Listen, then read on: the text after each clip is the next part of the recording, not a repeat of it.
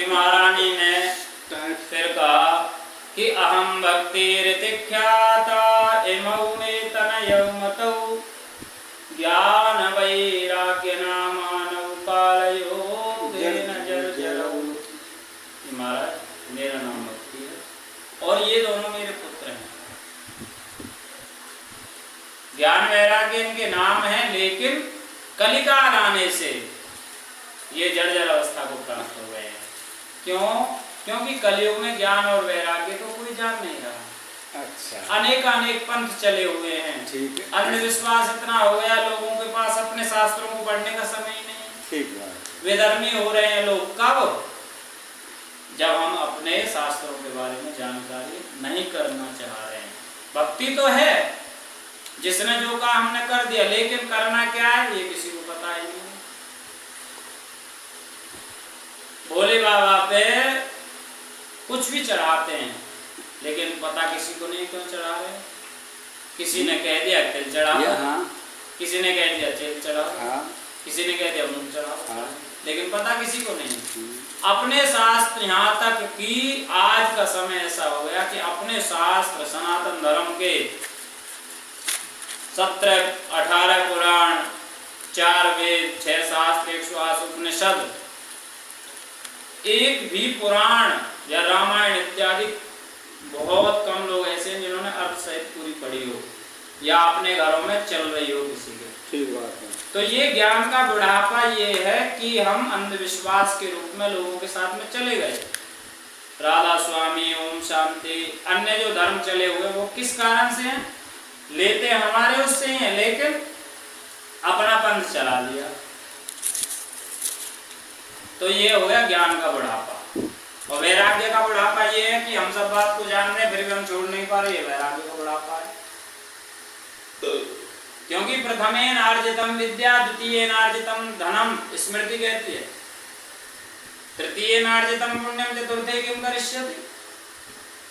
जिसने यह मनुष्य स्व अवस्थायाम किंचित अपि न कर्तुम शक्नोति चेत, जो मनुष्य अपने समय में जिसने कुछ नहीं किया, ब्रह्मचर्य अवस्था में पढ़ा नहीं, गृहस्थ अवस्था में जिसने धन नहीं कमाया, वानप्रस्थ में जिसने भजन नहीं किया, तो चतुर्थे किम करिष्यति, वह चौथी अवस्था में क्या करेगा? चतुर्थे किम करिष्यति, स्मृतिकार कहती है। और रूप यौवन संपन्ना विशाल कुल संभवा विद्याहीनान शोभन्ते निर्गंधाय विकिंशुका। तो भक्ति महारानी ने कहा कि महाराज मेरे इन पुत्रों का बुढ़ापा कैसे दूर हो। घटते जर ठा माता तनयौ तनयाविति। मैं महाराज सोच सोच के परेशान हूं कि होना तो ये चाहिए कि मेरा बुढ़ापा होना चाहिए और बच्चे युवावस्था में होने चाहिए, लेकिन अब तो उल्टा हो रहा है। अतः सोचामि चात्मानं विस्मयाविष्टमानसा। मैं बड़ी सोच सोच करके महाराज दुखी हो रही हूँ। आप इसका कोई उपाय बताएं जिससे मेरा दुख दूर हो।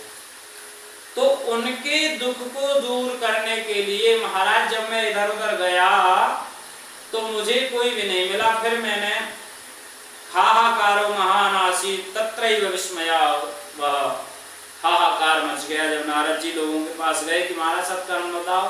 क्योंकि व्योम वाणी तदैवा भून मार्षे विद्यता में थी।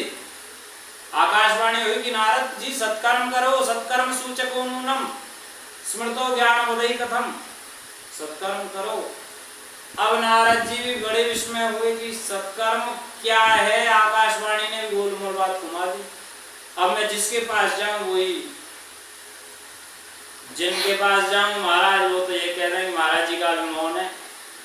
सब ये कह रहे हैं कि नारद जी जैसे महात्मा ने जब वेद सुना दिए, वेदांत सुना दिए, गीता पाठ सुना दिया, जब उनके द्वारा उनकी मूर्छा नहीं खुली तो हम क्या बताएंगे नारद जी को। कोई बड़े एमबीबीएस डॉक्टर को और कोई झोला छाप कहने लगे, एमबीबीएस कहने लगे कि मेरे बुखार को तुम दूर कर दो, तो वो झोला छाप बेचारा क्या कहेगा कि महाराज आप क्यों हमारी हंसी उड़ा रहे हैं।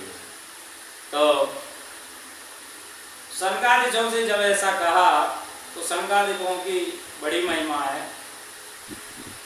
हरि शरणमेवं ही नित्यम येषां मुखे वचः।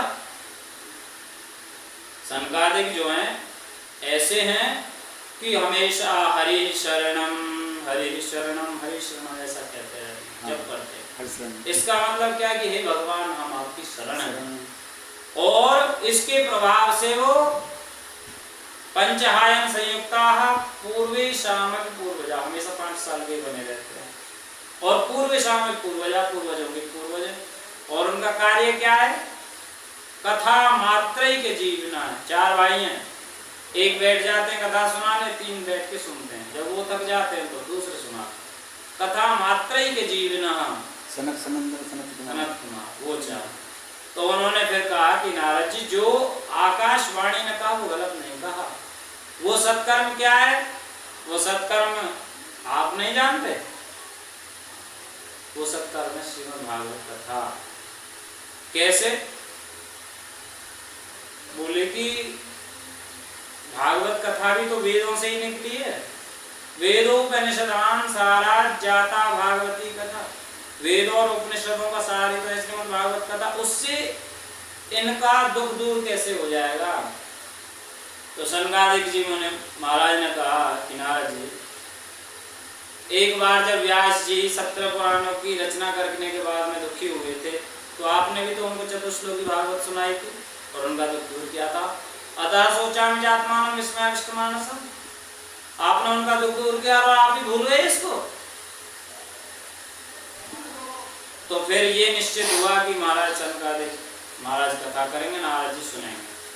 अब सौनक ऋषि ने प्रश्न कर दिया कि महाराज नारद जैसे जो एक भी मिनट कहीं नहीं रुकते हैं, उन्होंने सबका सुन कैसे लिया और कहाँ सुना?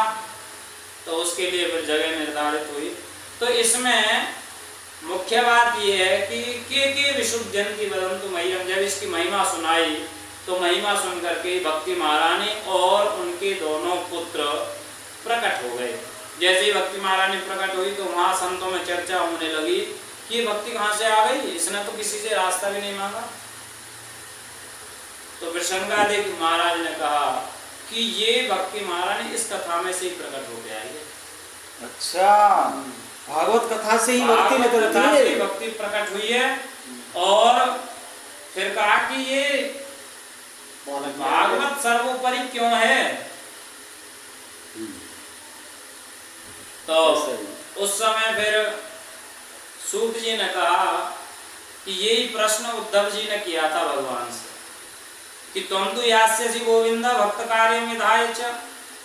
हे गोविंद, आप तो जा रहे हैं, भागवत के 11 स्कंद में इसकी कथा है कि आप तो जा रहे हैं, लेकिन आपके जो भक्त हैं वो कैसे रहेंगे आपके बिना? तो भगवान ने विचार किया।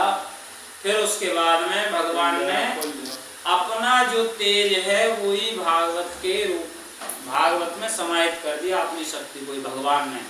इसीलिए तेने यम वांगमयी मूर्ति ही प्रत्यक्षार वर्तते हरिहि, ये भगवान की शब्दमयी प्रतिमूर्ति है। सेवनात् श्रवणात् सद्यो दर्शनात् पापनाशिनी, इसका सेवन करने से, दर्शन करने से, पाठ करने से, सुनने से, सुनाने से और दर्शन करने मात्र से पापनाशिनी, पाप का नाश हो जाता है। तो भक्ति जैसे ही प्रकट हुई तो नारद जी ने बड़ी महिमा गाई कि अलौकिकोयम महिमा मुनीश्वरा सप्ताह जन्मो द्य पशु पक्षिणोत्र, कि महाराज इस सप्ताह विधि को आज मैंने जाना है कि इतनी अलौकिक है। और सर्वेपि निष्पापतमा भवन्ति, यहाँ जो पशु पक्षी जितना भी चराचर इसको सुन रहा है वो सब पवित्र हो गया है। गुरु अब तो हमें लंबा समय दी